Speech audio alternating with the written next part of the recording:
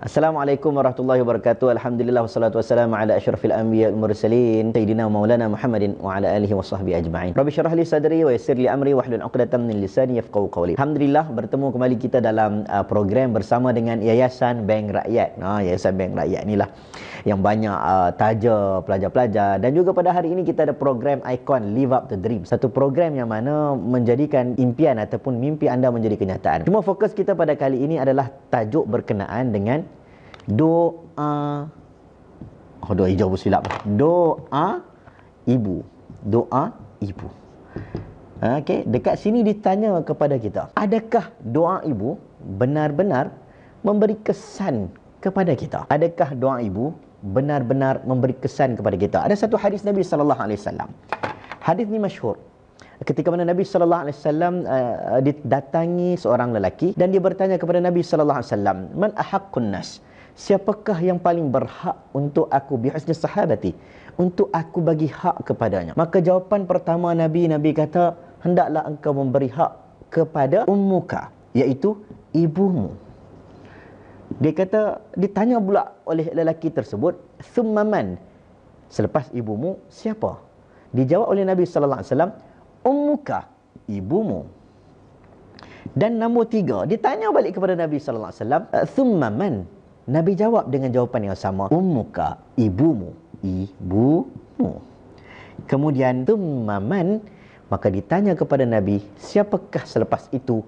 Barulah Nabi menjawab, thumma abuka, iaitu ayahmu. Subhanallah, Nabi nak bagi tahu ada kelebihan khusus ibu berbanding ayah. Berbuat baik, birru walidain, kedua ibu dan ayah. Wa wassaynal insan biwalidayh, kedua ibu dan ayah. Tetapi ada kelebihan khusus dengan namanya ibu. Apa sebabnya ibu dilebihkan di atas ayah? Baik, dalam ayat Quran disebut tentang kesusahan mak ayah, disebut kesusahan ibu ayah. Tetapi banyak ayat Quran fokus khusus sebut kesusahan seorang ibu. Dalam Al-Quran menyebut, wassaynal insan biwalidayhi hamalathu ummuhu wahnan ala wahnin.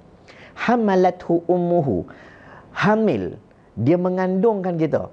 Ayah tak pernah mengandung, ayah kita tak pernah pregnant lah. Senang cerita, saya pun tak pernah walaupun nampak macam pregnant. Tetapi ibu wanita, Allah bagi khusus untuk mereka, diberikan keizinan untuk mereka mengandungkan seorang anak wahnan ala wahnin. Wahnan ala wahnin, penat atas kepenatan. Saya tulis bahasa Melayu senang, penat atas kepenatan. Okey, apa maksud penat atas kepenatan? Wahnan ala wahnin, disambung wa fisaluhu fi amain. Subhanallah, ketika sudah melahirkan ataupun kita mulakan sebelum daripada melahirkan, ketika mengandungkan anak, ada proses kelahiran ataupun proses pembesaran manusia. Salah satunya kita melalui proses namanya nutfah, iaitu anak benih. Satu nutfah, anak benih. Anak benih. Ketika berada dalam perut ibu, ingatlah lagi, kita pun tak ingatlah nama anak benih, masih lagi dalam perut ibu. Kemudian namanya alaqah, kita melalui zaman-zaman alaqah. Alaqah ni darah yang melekat, darah yang melekat ataupun beku, darah yang alaq, yang tergantung dekat dinding-dinding rahim. Kemudian kita masuk pula zaman mudghah, nama dia daging, seolah-olah daging yang dikunyah. Daging yang dikunyah. Kenapa dikunyah? Subhanallah, kalau kita tengok dalam mikroskop, saya tak tahu lah mikroskop ke stetoskop ke, dia tengok nampak macam daging chewing gum, macam chewing gum yang dikunyah. Daging yang dikunyah dalam perut ibu ni, semua dalam perut ibu. Kemudian kita masuk satu zaman namanya idham, tulang. Fakasawnal idhama lahma.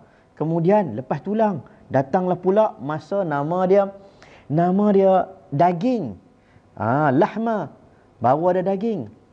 Kemudian fanfukhu fihi ar-ruh, Allah masukkan pula kita kepada dalam perut ibu ini ar-ruh, kita diberikan nyawa. Subhanallah, berapa lama dalam perut ibu? 9 bulan 10 hari. Lama dalam perut ibu. Mak mengandung, bawa pergi ke sana ke sini, Tak pernah kita tengok ibu mengandung duduk tidur pun kena tidur tak boleh tidur meniarap. Kalau tidur meniarap macam jongkang-jongkit. Kalau sebahagian ibu yang bekerja pergi ke pejabat, usung perut anak, pergi ke tandas, usung perut anak pula, usung anak, pergi ke dapur, usung anak. Penat atas kepenatan. Subhanallah, Allah Subhanahu Wa Taala jadikan selepas daripada 9 bulan 10 hari kita pernah mendengar kesakitan dalam melahirkan. Saya tak pernah merasa, tetapi saya yakin dan pasti ibu ayah kita ataupun ibu kita secara khususnya pernah merasai detik-detik hampir meninggal dunia, dikoyaknya rahim untuk melahirkan kita. Penat, kemudian lahir pula sakit, kemudian wafisaluhu fi amain, menyusu selama 2 tahun. Dahlah menyusu, ada pantangnya pula. Lepas dalam pantang tu pula macam-macam nak jaga anak, anak tak besar lagi, kena jamu makan, kena dukung anak. Subhanallah, penat atas kepenatan. Al-Quran menyebut amman yujibul muttarra idza da'ah. Allah sebut dalam surah An-Naml ayat 62, siapakah yang Allah hendak menolak doanya? Orang-orang yang dalam kesempitan, kesakitan apabila mereka berdoa. Mak tengah sakit melahirkan, ibu tengah sakit dalam keadaan hamil kita, apabila dia tadah tangan, makbul doanya. Tadah tangan pula untuk anak, makbul doanya. Itu antara salah satu sebab disebut 3 kali nama ummuka, ummuka, ummuka, baru abika, baru abuka, barulah ayahmu. Dengan sebab itulah ada bezanya doa ibu dan juga doa seorang ayah. Sebab itu bila kita berbicara tentang soal doa seorang ibu, saya nak sebut satu benda. Ada benda namanya racun. Lawannya adalah penawar.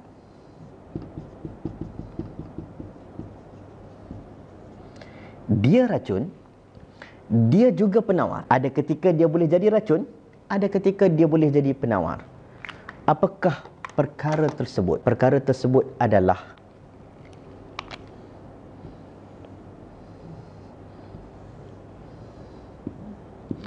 apakah ini?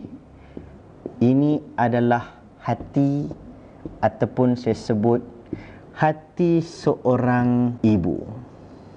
Hati ibu. Apabila ibu tadah tangan doa keburukan, berhati-hatilah anak, kerana dia bakal menjadi racun yang membunuh anda dan saya. Sekiranya ibu menadah tangan kegembiraan, berdoa, hendak dapatkan kebaikan, maka segala racun akan terhapus kerana sudah datang penawarnya. Itulah nama dia, hati ibu ataupun doa seorang ibu. Sebab itu apabila orang bertanya, adakah doa seorang ibu itu makbul dan adakah ia memberi kesan kepada kita? Sebelum saya cerita kesan tak kesan, saya sebut hadis sahih daripada Nabi sallallahu alaihi wasallam yang menyebut tentang doa yang tidak akan ditolak oleh Allah SWT. Allah tak akan tolak. Antaranya doa-doa yang tidak akan ditolak oleh Allah. Allah sebut salah satunya, Allah menyebut doa orang-orang yang mazlum, da'watul mazlum, iaitu orang dizalimi. Nombor 2, doa siapa? Doa orang-orang yang da'watul musafir. Kita kalau musafir, kita dalam kepenatan, doa. Makbul doa. Nabi suruh Umar, engkau musafir, doa untuk aku. Nabi suruh Umar doa kalau musafir. Nombor 3, Nabi sebut doa siapa? Da'watul walid liwaladihi. Doa seorang ayah ataupun ibu kepada anak-anaknya. Doa ayah ibu. Saya letak sini, ayah ibu kepada anaknya. Salah satu dalam hadis yang menyebut, hadis sahih, tidak akan ditolak 3 doa ini. Orang yang dizalimi, orang yang musafir, dan doa ayah, doa ibu kepada anaknya. Kepada siapa lagi kita nak rujuk kalau bukan daripada jaminan Nabi sallallahu alaihi wasallam bahawa doa ibu itu satu doa yang sangat makbul. Sebab itu ada kisah yang sahih yang disebut dalam hadis Nabi sallallahu alaihi wasallam, kisah berkenaan seorang lelaki bernama Juraish. Nabi sallallahu alaihi wasallam sebut seorang lelaki yang mana dia ahli ibadat, orang buat biara tempat ibadat untuknya. Dia solat, mak dia datang panggil dia, ya Juraish, ya Juraish, ya Juraish. Dia tak jawab panggilan mak dia kerana dia rasa dia sedang solat. Tiba-tiba mak dia pun menyebut dan berdoa. Ini doa seorang ibu. Dia kata, la amatakallah, janganlah engkau matikan ya Allah. Matikan siapa? Ya Juraish. Juraish ini melainkan hatta tanzura wajhu mumisat, sehingga dia bertemu dengan wajah seorang mumisat ni macam wanita yang tidak baik, ataupun kita sebut seorang pelacur. Engkau uji dia dulu sebelum dia meninggal, engkau uji dia dengan wanita. Subhanallah, dijadikan cerita ada kisah seorang wanita yang mana wanita tersebut dia dah mengandungkan anak seorang pengembala kambing, tetapi dia fitnah Juraish. Dia cerita kepada orang semua, kata Juraish lah yang memberi, yang mengandungkan dia. Akhirnya orang merobohkan rumah Juraij dan orang hancurkan tempat ibadat Juraij, sehinggalah Juraij dibawa ke pengadilan, diusung, dibawa depan raja. Dan apabila datang depan raja, maka waktu itu Juraij pun ada satu kisah yang masyhur, kisah berkenaan dengan anak kepada wanita tersebut. Anak tersebut yang boleh berkata-kata, anak tersebut menjawab bahawa dia bukan anak kepada Juraij, dia anak kepada pengembala kambing. Tapi nak sebut di sini cerita ini ketika mana Juraij terlihat wajah wanita pelacur tersebut, maka Juraij dia tersenyum. Maka ditanya oleh rajanya, kenapa engkau tersenyum? Faman ladzi tabassamta? Kenapa engkau boleh tersenyum melihat wanita tersebut? Maka jawab Juraij, aku tahu ini adalah kemakbulan doa ibuku. Maka para ulama menyebut doa ibu, kalau doa baik pun Allah boleh makbul, doa buruk pun Allah boleh makbul. Kita sudah mendengar cerita sahih berkenaan dengan Juraij. Tidakkah kita kenal Imam Bukhari rahimahullah, Amirul Mukminin fil ilmi al-hadis, tokoh besar hadis, kitab nombor 2 paling sahih selepas Al-Quran. Sedangkan kalau kita baca sejarah dia, dia dulu kecil-kecil seorang yang buta mata berkat doa ibu. Imam Lalikai menceritakan bahawa waktu kecil dia mengaji hadis, dia mengaji Quran, mak dia suruh mengaji Quran. Tok guru dia kata, "Minal an tadrusul hadis." Mulai hari ini kau mengaji hadis. Engkau dah hebat dalam Quran. Dia balik jumpa mak dia. Mak dia kata, "Kita fi bil Quran. Cukuplah baca Quran." Tapi dia kata, "Mak, doalah mak, mintalah mak untuk saya ini boleh alim dalam ilmu hadis." Berkat doa seorang ibu, menghamparkan sejadah, mendadah tangan kepada Allah, berdoa kepada Allah. Doa kepada Allah, "Aid ala kulli basirah." Ya Allah, kembalikan penglihatan kepada anakku Imam Bukhari rahimahullah. Akhirnya Imam Bukhari rahimahullah diceritakan pada malam tersebut yang kebetulan dia membaca surah Qaf, kebetulan makbulnya doa, dan kebetulan malam itu berkat doa ibunya bertemu dengan Nabi Ibrahim, memberitahu bahawa dia sudah boleh melihat, anakmu sudah boleh melihat. Subhanallah, bangun pagi hari tiba-tiba dijawab oleh Imam Bukhari dengan jawapan yang sangat menggembirakan. "Ummi, ya ummi, ra'aitu, aku melihat, ra'aita, inni ra'ait, aku boleh melihat, aku boleh melihat, aku boleh melihat."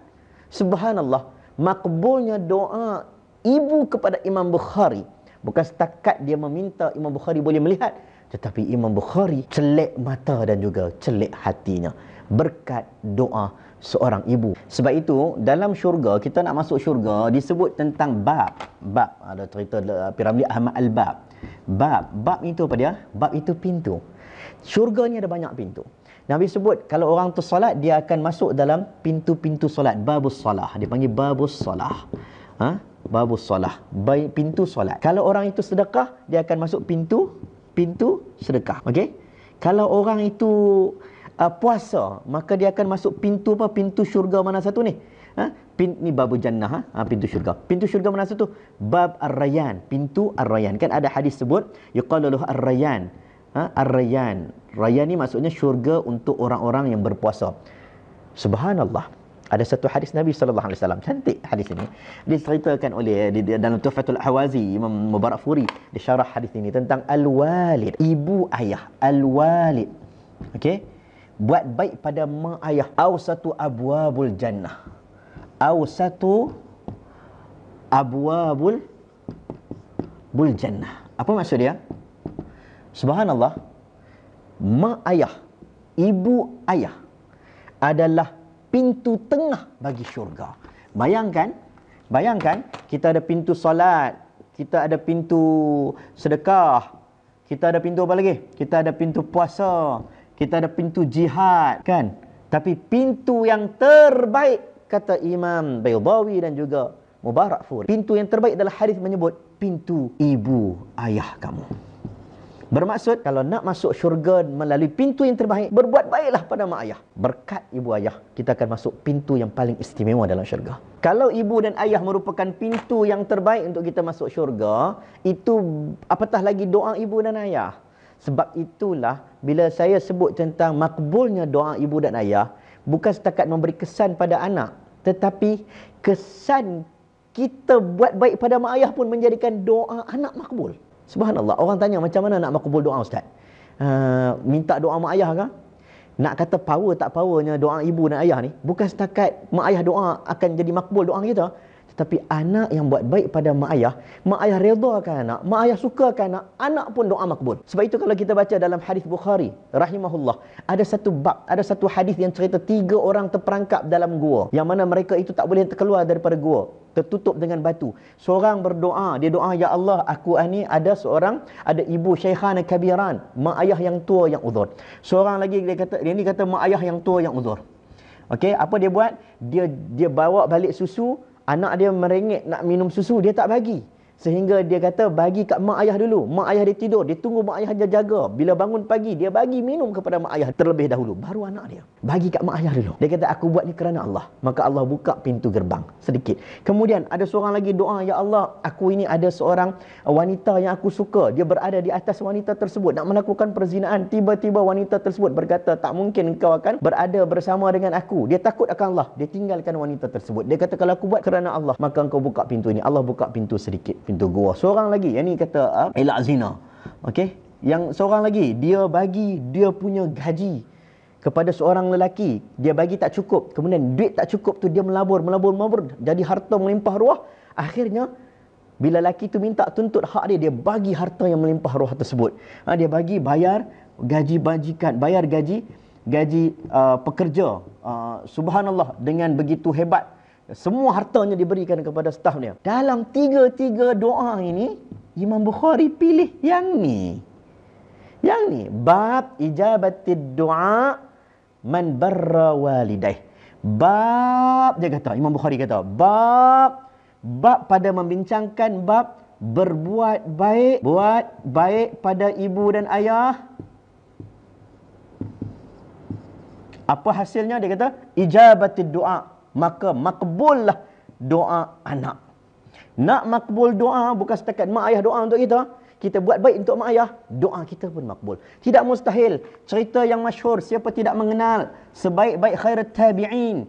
Sebaik-baik tabi'in, kita ada Rasulullah, kita ada zaman sahabat, kita ada zaman tabi'in. Sebaik-baik tabi'in, dia tak pernah bertemu dengan Nabi sallallahu alaihi wasallam.